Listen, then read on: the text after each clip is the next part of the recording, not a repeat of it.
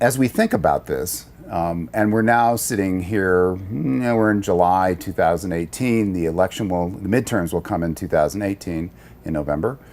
And then we're going to have the presidential election, and it's going to be here in almost a blink of an eye, which is 2020.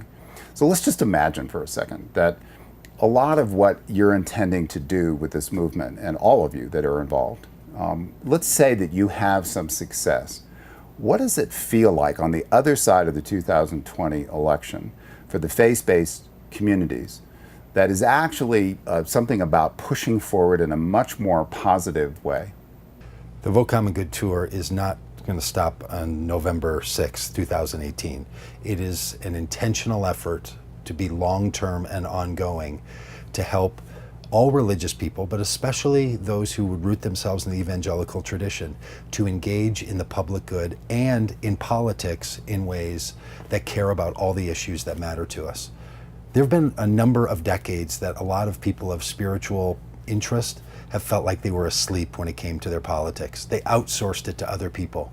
And one of the things that has happened in the Trump administration is that many people have awakened. They woke up and have said, this is not a world that I want to live in anymore. I think this is going to be a before and after period of time.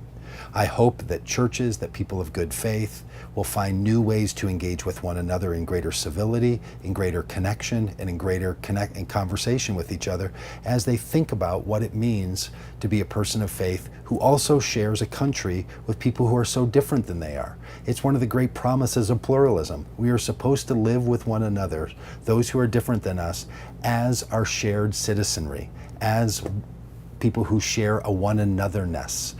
And that's what we're asking people to consider, and we hope that there's a bit of a revival, not only on the political side, because having a Democratic Congress and having a Democratic administration is not going to address all the issues that we need to have addressed.